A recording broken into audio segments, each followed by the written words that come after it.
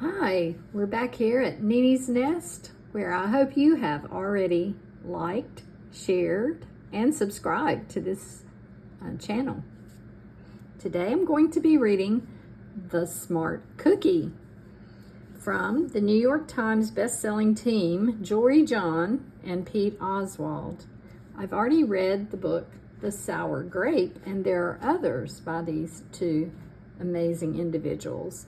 So if you like today's story, go back and look at The Sour Grape and read that one.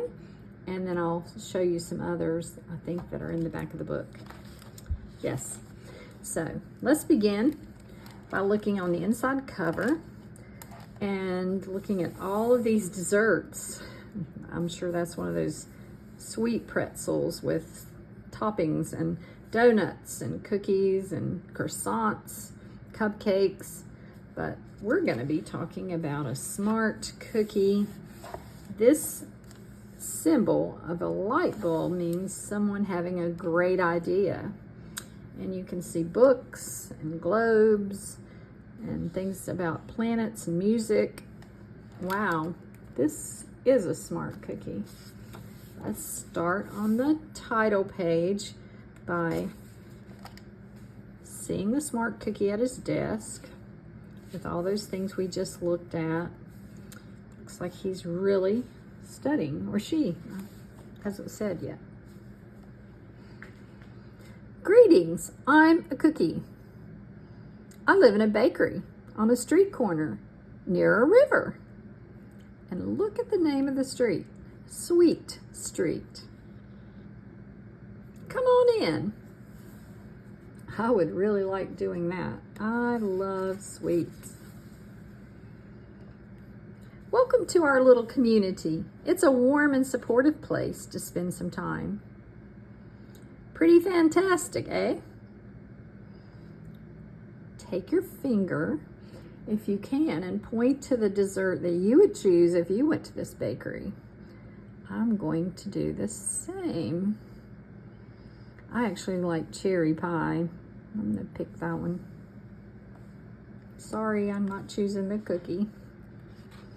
These days, life is sweet, but my journey wasn't always a cakewalk. When I was younger, I couldn't have imagined fitting in here. For a long time, I didn't feel comfortable speaking up or sharing my ideas. I didn't feel like a smart cookie. I wanted to be a cookie who knew all the answers, a cookie who felt confident in a group, a cookie who said aha when solving a puzzle. Like this, aha.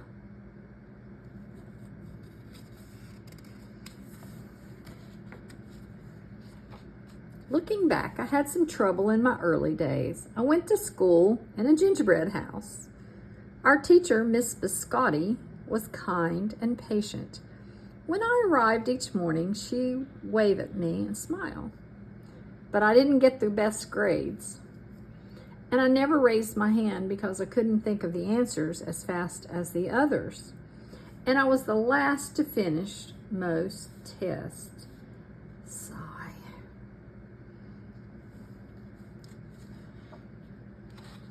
It wasn't because I didn't care. It wasn't because I didn't try. Sometimes I'd get distracted and mess up, even though I knew the material. Those were the most frustrating moments of all. Once I misspelled the word dough. That was rough. Another time I added when I meant to subtract. So, do you know the answer? 2 minus 2, not 4. What is the answer to that? You can say it out loud. 2 plus 2 is 4, but 2 minus 2 is, did you guess 0? Yes. Occasionally, we'd have a lesson where I had absolutely no idea what was happening. I just couldn't keep up. I imagined that my desk was a raft and that I was completely lost at sea because that's what it felt like. Some of you might be thinking of special times at school that you felt this way. At night, I slept in a cookie jar. I had about 6 dozen roommates. Oh goodness, it looks like they're all cookies but different types. Move. You move. No, you move. No, you move. No, you move. That would be challenging. I'd stay awake and stare out the window and worry and sigh. And it went this way day after day after day. But then something happened that changed everything. Can you imagine what it is? Do you have any thoughts about it? Take a minute and just think of something that might change this situation. It all started with a homework assignment. Ms. Biscotti requested our attention one afternoon. Tonight, I would like you to create something completely original, she announced. It can be anything you want. Please bring it to class tomorrow. That was it. There were no further instructions. Ms. Biscotti winked at me as I gathered my belongings. She must want to encourage him because she knows he's having a struggle. I felt like I had a million butterflies in my stomach. Create anything? Something original? Due tomorrow? Look. Original means one of a kind. Something he thinks of himself. When I got home, I immediately went to work. At first, I tried a cooking project. The results were half-baked. Next, I tried to hammer and nail something. It splintered immediately. Then I tried making a sculpture. It was a complete bust. I wondered if I was about to fail yet another assignment. I was stuck. I stared out the window and watched the rain hit the river. There was something mesmerizing about the water, how it moved in such a chaotic way, swirling around and around, yet ultimately figuring out exactly where it needed to go. Aha! Suddenly I had an idea. I decided to write something original, a poem. Have you ever written a poem? I actually have. Took some time and some thought, but it is possible, even for someone like me. I came up with a title based on how I'd been feeling. My crummy days. After that, the rest of it seemed to fall in place. I wrote and I wrote. I lost track of time. An hour went by in a flash. Aha, I said when I was finished. I couldn't sleep that night, but it wasn't because I was worried. It was because I was excited. I felt like I had really accomplished something. I felt smart.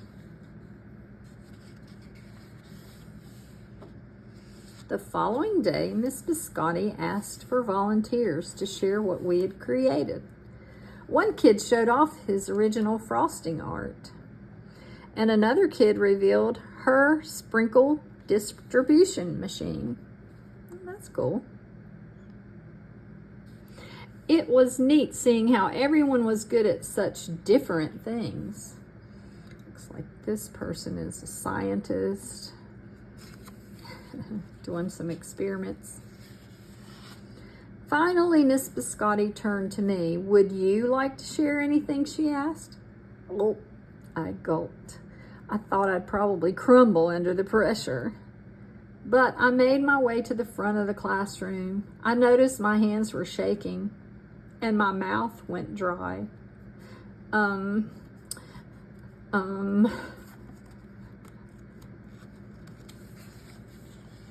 This poem is called My Crummy Days, I said. My voice was cracking, and then I read it aloud. As I spoke, I noticed some kids nodding their heads at certain lines. Other kids laughed at parts that were supposed to be funny. As I built toward the finale, I felt myself becoming more confident and animated. And in the end, everybody clapped and cheered. I promise you this, I'll never, ever forget it. Miss Biscotti was beaming. No one but you could have written that poem, she said. It was completely original. Aha! I had done it. I'd created something and shared it with the world. Well, my world at least. The rest of the day was a blur. By recess, I was already planning my next poem. I would call it My Sweet Morning. Aha, I thought when I came up with the title. Later that afternoon, Miss Biscotti handed me a note. It said that I should keep on writing no matter what. That meant so much to me. School was a bit different after that. I wasn't so scared to raise my hand or ask a question or share my work. Sure, some things still don't come as easily for me as they do for others. Like he's not good at golf. But now I know that you can be smart in many different ways. Maybe you could be a film editor and make films, or ride a skateboard, be a super weightlifter. There's so many things. You don't have to have the answers to every question or suddenly be great at everything all at once. You just need a chance to try all kinds of things to find out who you are and what you like to do. As for me, I learned that I can write and I can think up great ideas, and I've found plenty of other things I'm good at too. I no longer feel lost at sea. It's more like floating down a river. And the best part is, there's always more to learn. Now he's having poetry night. Let's read this again. As for me, I learned that I can write and I can think up great ideas, and I've found plenty of other things I'm good at too. I no longer feel lost at sea. It's more like floating down a river, and the best part is there's always more to learn because we're all smart cookies.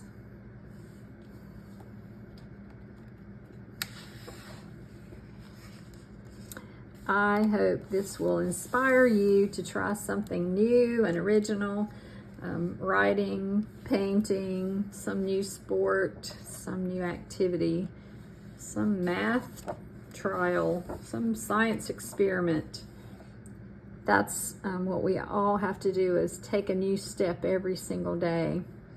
And you can also read some more stories like this that have really great lessons. There's the bad seed, the good egg, the cool bean, the couch potato, and we've already read the sour grape and the smart cookie.